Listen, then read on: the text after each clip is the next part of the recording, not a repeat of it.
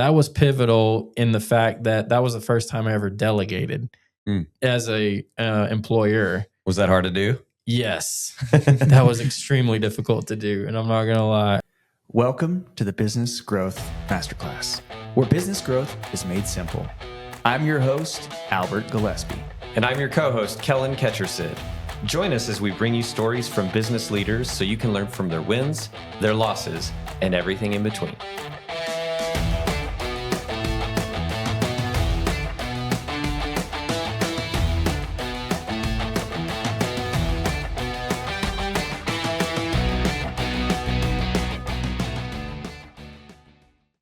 Today's guest is Jason Nesloney, the owner of Nesloney Construction, a residential and commercial construction business based here in Lubbock, Texas.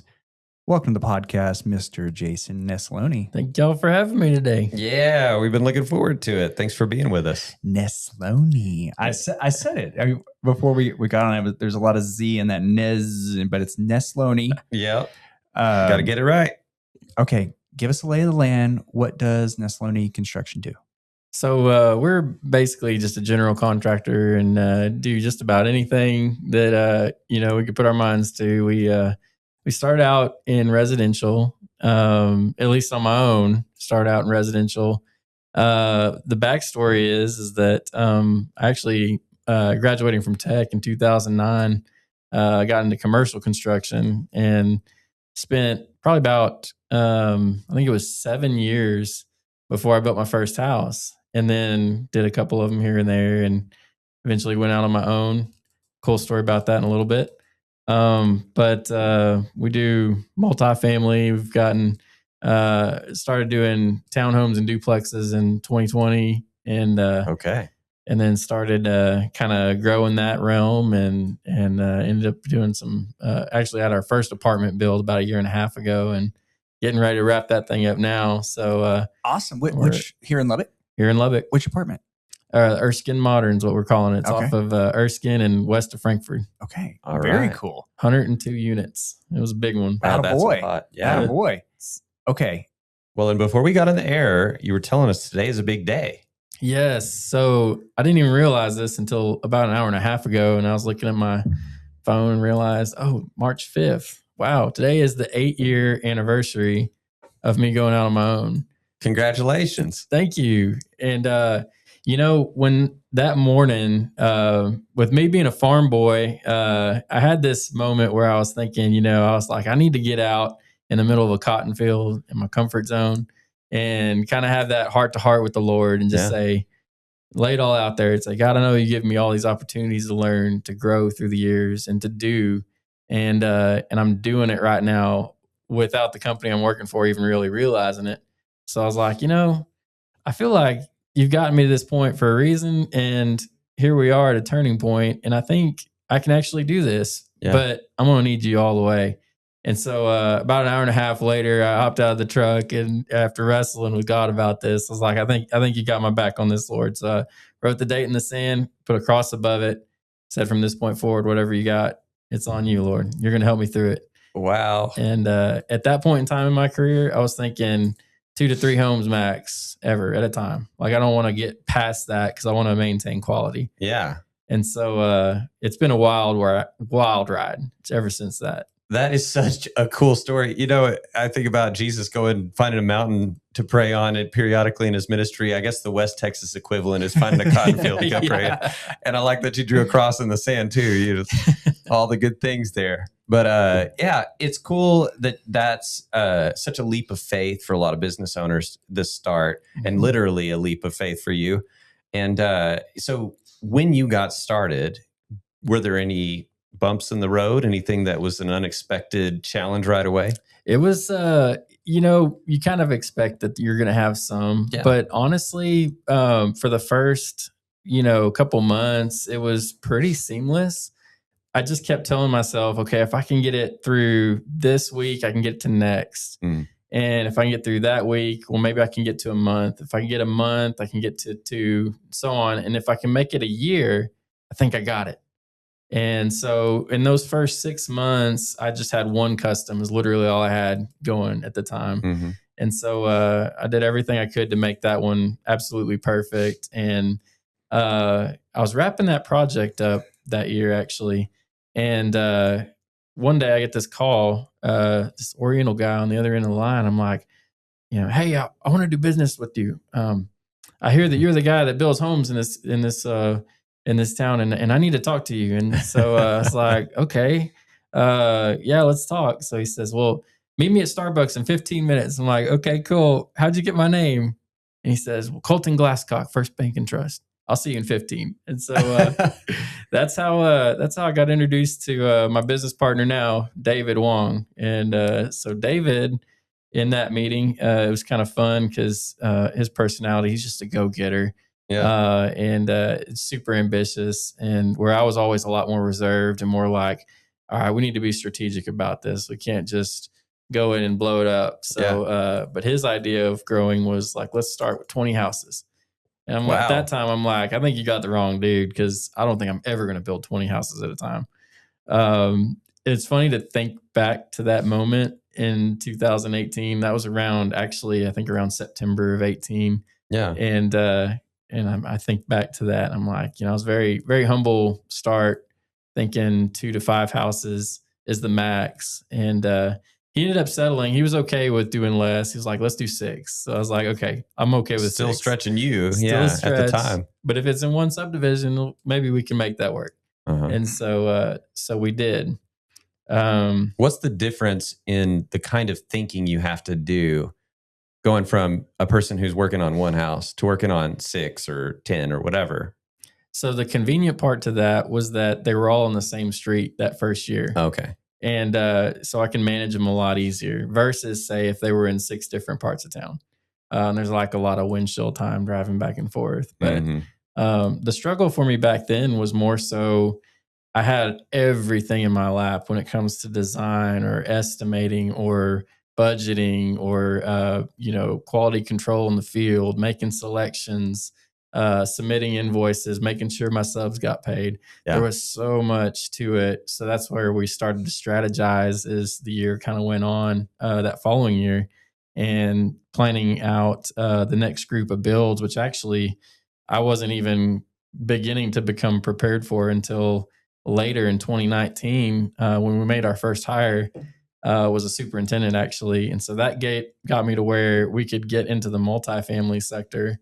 And I could teach him, because when you got multifamily, it's the same process, just repeat.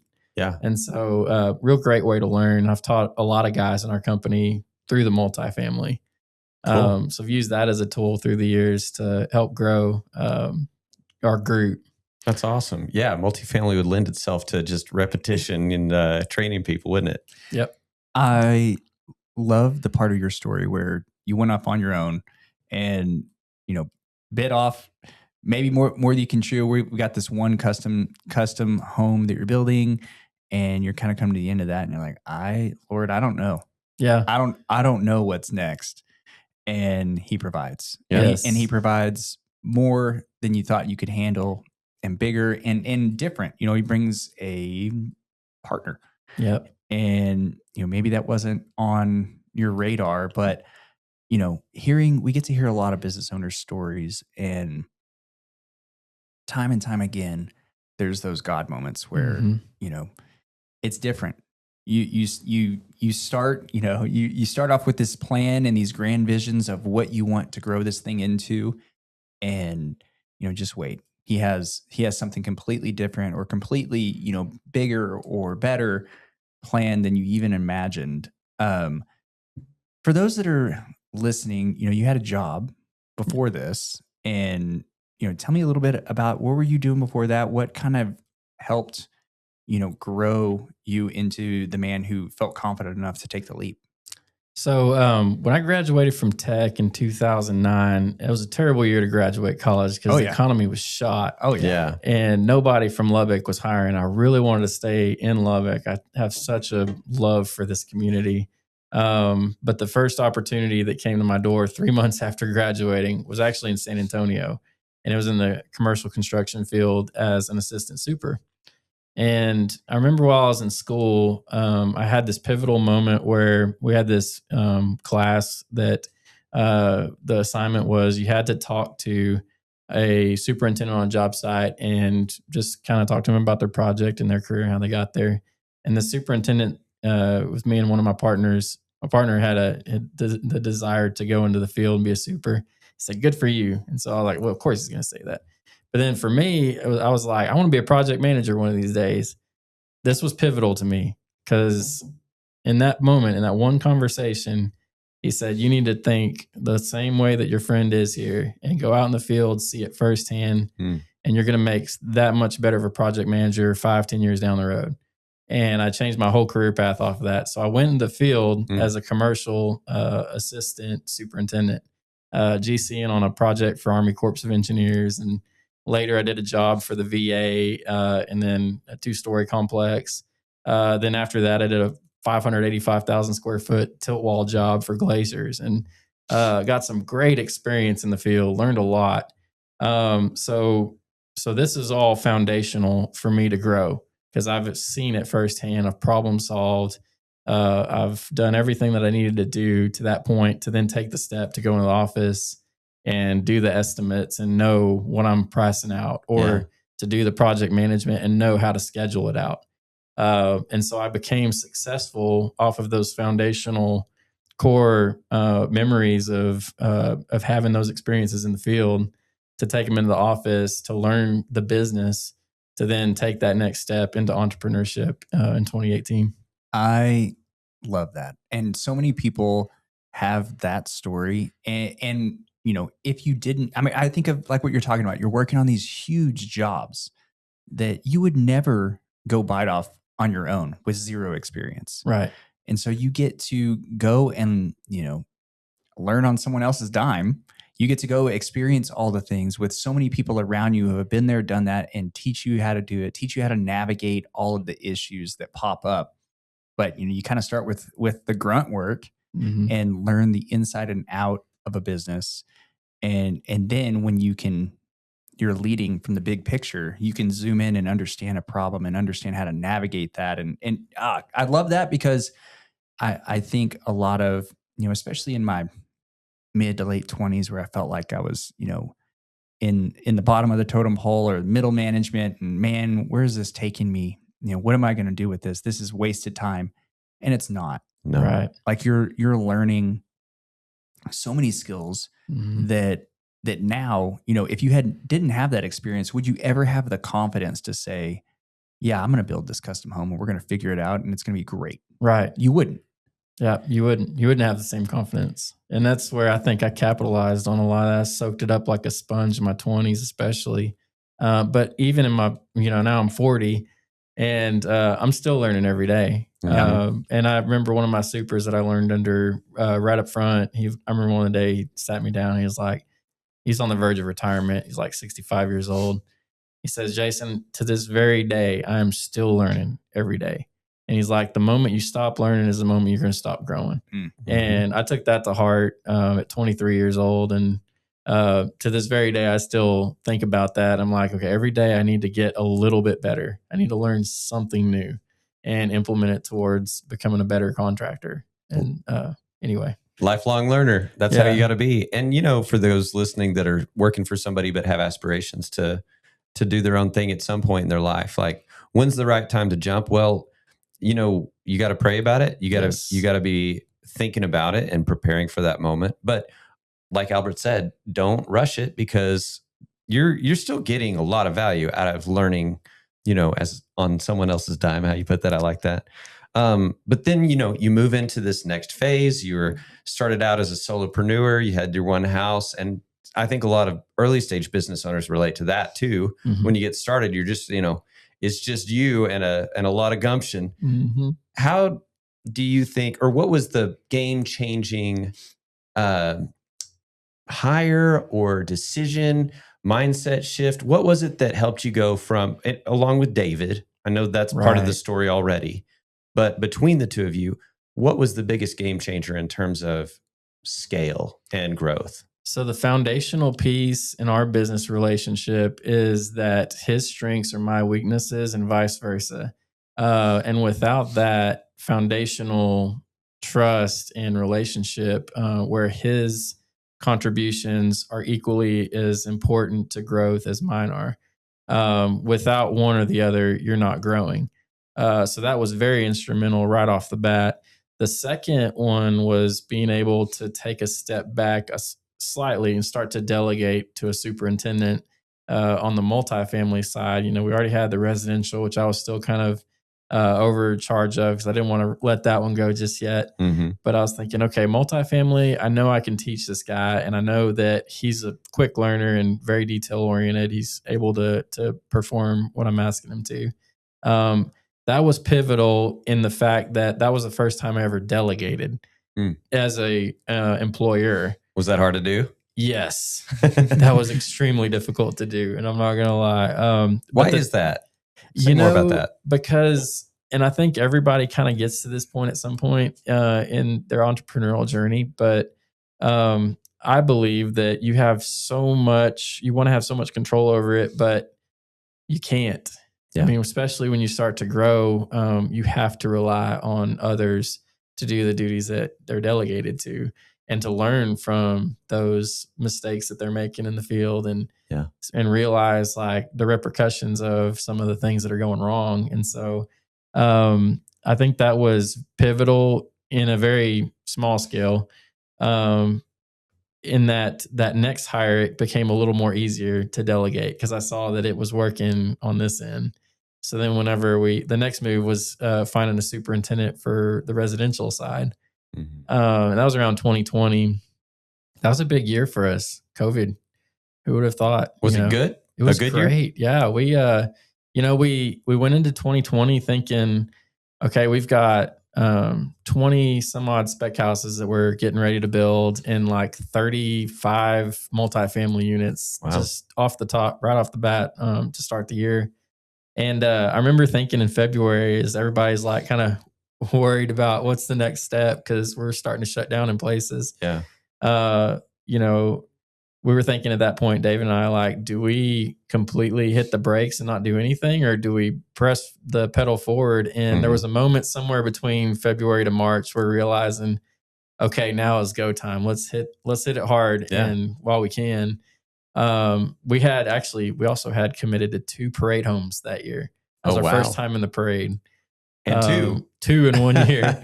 And that was a bit of a leap. Hang on, pause right there. For our listeners who aren't in Lubbock, or who are in Lubbock and haven't attended the Parade of Homes, it is like a, crazy custom, everything, every detail is for the public to see, that it's like a showcase of the best builders in Lubbock, Texas every year. And so that's a big deal. Yeah, it is. And having 2, that's a big deal. It was huge. Yeah. When we got done with it, I remember sitting on the tailgate talking to David, and it was like, I don't know, 8:00 at night.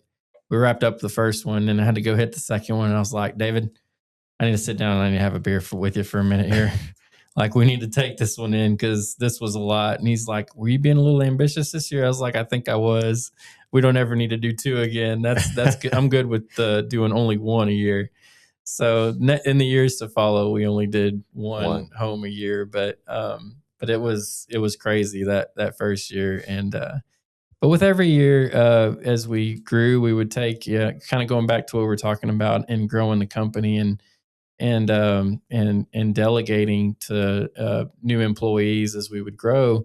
I started to realize the importance of not only delegating to like our superintendents, but also there were still times, and even going into 22 even, where I still had the tool belt on my hips. Mm-hmm. Right. And I'm going out there swinging a hammer or punch listing a house because I still do care about the quality of it and I want it to be good. Mm-hmm. But there is also a moment where you have to realize, as an owner, I mean, it's great to set an example, don't get me wrong, but there's still a moment in there where you have to realize, like, this is not growing our business right now. This is actually hindering us. Yeah. because I'm not taking those moments where I'm swinging a hammer to go and make sure that our process is getting done correctly, or that we're gaining the next opportunity, or that I'm oversighting somewhere in managing the business. Mm-hmm. And so that's been a hard thing also as we've grown to teach my guys, because I still have guys, like the guys that I hire, kind of almost like a chip off the block with me because I'm teaching them. So they've got their tool belts on too. And, as we're growing, I'm like, guys, you can't be doing that. We gotta be managing. We can't be physically working. And so that's a hard thing to teach and to learn, honestly. That is, we glorify the business owner who would still grab the broom and sweep up the floor, the humility of that and the example of it. But the reality is that your time is worth something, and your leadership, the best thing you might do as a leader might be to zoom out and to not be in the weeds, but you're thinking of strategy, you're thinking about how people on your team need support here and there. And it doesn't always look like, the work swinging the hammer isn't going to be happening when you're doing that, but it's what your business needs. But it takes a lot of, I don't know, it's hard. It's hard to accept that. We've talked to so many business owners that have gone through that transition, and you also can tell when a business owner gets kind of stuck at one of those growth phases that, like they're not willing to take that next step, which is okay if that's what they want. But I think the reason you guys have succeeded the way it's obvious that you have is because you've got that growth mindset. And I think that's cool. Yeah. All right. So 2020, banger year, lot of projects, a couple of parade homes. It sounds like sunshine and rainbows. I'm sure it wasn't. Give us a good story. What's one of the L's you took along the way, and maybe some lessons you learned from it? There was a lot of growing pains through the years. Some of the things were really probably self-inflicted because I was still kind of learning how to run a business. On the money side, David was really good at managing the financials, making sure that we had the cash flow when we needed it. And, so that side went fairly well. But even with that, it's still like, getting our reputation out there to where a lending institution's willing to lend to us, and they have the trust and confidence that we're able to come through. And so, we had some hurdles there, but after that year, especially being in two homes during the parade, we started to kind of get a little bit of exposure to the public, and people started to realize, well, actually, this guy did this pretty good home. Like, yeah, I like it. And so we gained some confidence that year in the public's eyes, I think. But I think it was more so in processes and failing in ways that we could have done better. With our designs, because I was still in that seat, and to this very day, I still will be periodically helping out with the designs. But having the right person in that role, or to have somebody in the role of estimating to where we're not missing something because they're more focused on making sure they've got scope covered. Or maybe it's, in our project management strategies where we're not ordering materials within the right time frame so our subs can stay ahead. Especially with COVID, that was a kind of a crazy year anyway, because you might be waiting 8 months to get your appliances in, right? And so even more compounded that year. But we learned a lot that year, and we implemented as much as we could into the following. And the crazy thing is, to go back to where I was thinking in 2018, 5 houses maybe tops, to getting in 19 and we ended up doing 8 homes that year. And then we did 35 in 2020. We did like 70 in 21. And then in 22, we hit 140 addresses between multifamily, commercial, and residential builds. It's like doubling every year. And it essentially was. Yeah. And it hit me like a ton of bricks at the end of 22 as we continued to grow. And growing pains were there along the way, trying to continually improve. also building the team. So every year over year, they're getting a little bit better as we're growing. But it hit me like a ton of bricks at the end of 22 when I sat back and thought about it. And I was like, oh my word, we literally just started and finished 140 addresses this year. And it blew my mind because first of all, my infinite my simple mind compared to God's infinite is I have him in a little box over here that I think, okay, this is all I'm capable of doing. Yeah. He blew that completely out of the water for me by the end of 22 when I realized it. And it was really a cool moment when it all hit me. But to be able to go from the expectation of, 3 or 5 houses a year to 140, I mean, I can't even, still to this day, can't fathom how it's grown the way that it has. That's so cool. And as you grow, any business owner who goes from, that level or your starting point to the level you're at now knows you need systems. Mm-hmm. Full disclosure, you're in our mastermind group with Stag Business Coaching and local LBK. And so we talk about systems a lot in there as well. I wanted to ask you, what system have you implemented with the business that's helped the most? So I like using this program called Builder Trend. Okay. Tell us about that. For those in the building industry, imagine there's quite a few people actually who have used this before, but Builder Trend is kind of like a comprehensive project management software. Does anything from billing, integrates with QuickBooks, so good there. Project management features like estimating and scheduling. Also in the field with like time clocks and Gantt charts. Is it hard to get people to use it? It can be, even with the younger generation of guys that I'm hiring that are, below 40 even. Some of them are still having a hard time like really engaging with it. So that still is a pivotal piece to our growth. We need to be getting better at. And I'm trying to make a little bit more of an impotence of trying to make sure that these guys are doing everything they can to try to integrate it, because in construction especially, communication is key. Yeah. If you don't have the communication piece, or let's say in this case, with change orders of project management feature, my residential guy might have a change order in text, but it doesn't ever get relayed to our accounts receivable guy. So when he gets the bill, he thinks it's project slippage, but we don't have that communication between the two to know. Yeah. And at that point, now we're actually expensing money that we don't need to be. We need to be keeping track of. Well, that's why I asked that question. Builder Trend's a great product, and any business owner listening, or even somebody working a business knows, a software in your business is only as good as it is used. It can have all the bells and whistles and look great when they demo it to you, but if your team doesn't actively use it.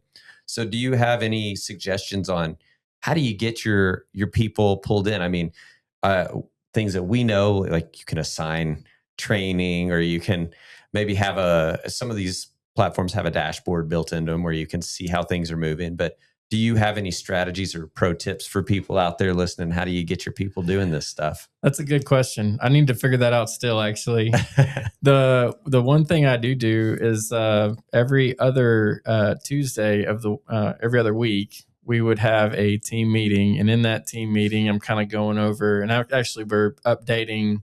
I'm actually putting together a progress report on each project.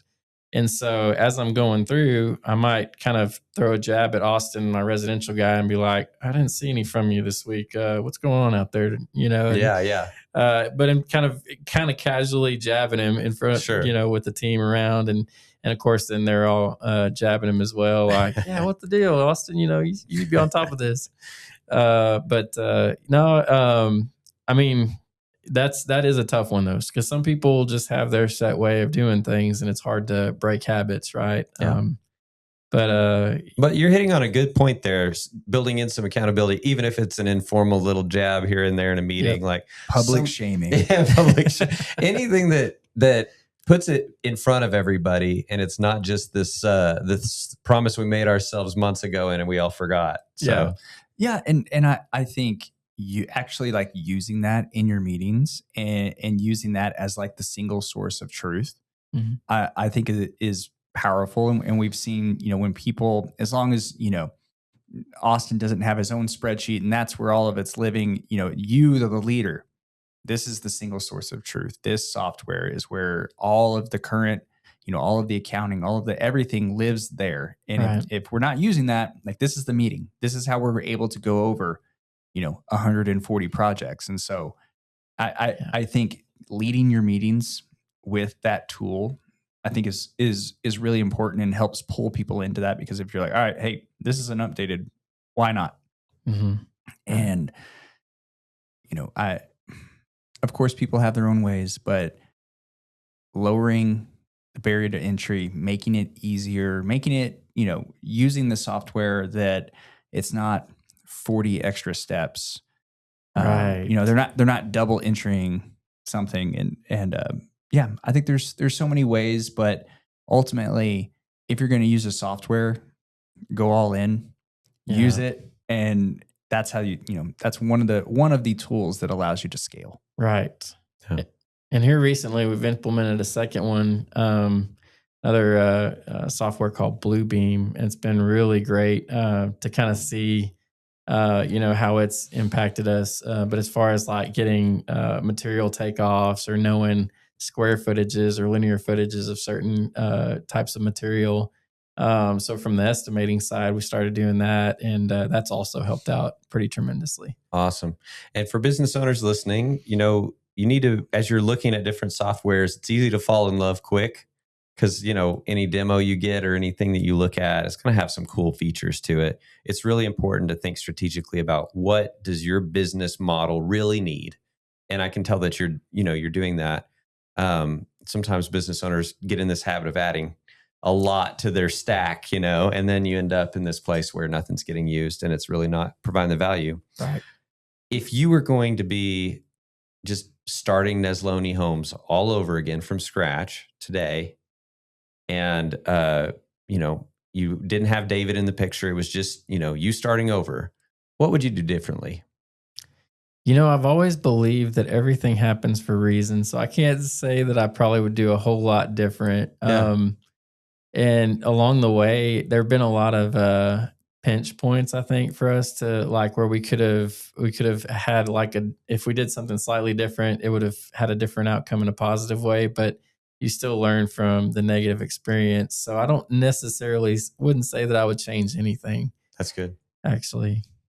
Yeah. I think that's a good answer. All right, what does the future look like? What does 5 years from now? What does Nesloney Homes look like? Oh, that's a good one. So I'm more of like a 2 steps ahead planner, or maybe even 2 weeks ahead. I always like to think that we can continue to grow at a similar rate to how we have been. And when we started out, we were just focused residential. Then we got into multifamily, got into a little bit of commercial, started doing some development. Now we've gone multi-market. We're in Granbury now too, which is Okay. like beyond my wildest imaginations that we would be in another city completely. Yeah. But have started doing some work out there. And in the talks about maybe doing a tilt wall job here in Lubbock, a big tilt wall commercial project. So I think I'd like to continue to grow commercial side as good as we can. But 5 years down the road, I think that would probably be where I would like to probably hone in on a little bit, that and development in particular. Okay. So more growth, but I know you well enough to know you're not just focused on growth for growth's sake. So tell me, what is the motivation? What's the purpose? What is the thing that you hope to do with this? Because it's successful and it's going to continue to be successful with the Lord's hand in it. So what are you hoping to do with that? I'm so glad you asked that question. I didn't even think about having that brought up in this meeting, but along the way, what I was really hyper focused on, especially starting out, was the end user and making an impact on them for Yeah. their family and their memories made in that home. and trying to design it to where it's unique and it has little spaces to create those memories. But I didn't realize, and it took me years. I'm shocked it took me years, but it like 22, I think, was the year that I realized that this whole time as we were growing, others around us were growing.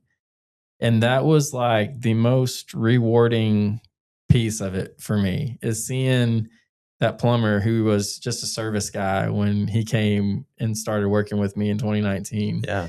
And that he's got five, like I call them rolling billboards, but like the big box trucks, going down the street. And he's grown exponentially in his business. And that goes for literally every trade and vendor that's worked with us through the years. And we like to build those relationships because I feel like there's just a good core group that we've created and everybody's in it with each other. That's so cool. But seeing families grow and businesses grow has been one of the most rewarding experiences that I have had in being an entrepreneur.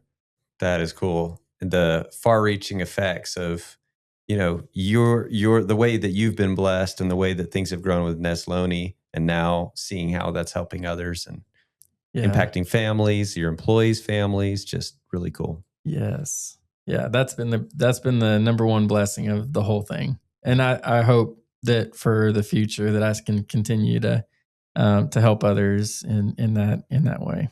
Cool. That's awesome. I love it. Man. Thank you so much for coming on and telling your story and sharing some lessons with us. Yes, I'm happy to be here. Thanks for the invite, guys. Thank you. All right. If you are a business owner and you feel stuck in your business, and your business has plateaued and you don't know how to get to the next level, go to our website, stagcoaching.com. And in the upper right-hand corner, click to book your free consultation. And your free consultation will give you the next few steps you need to take your business to the next level. It's free and it's on our website, stagcoaching.com. Thank you, and we'll see you on the next one.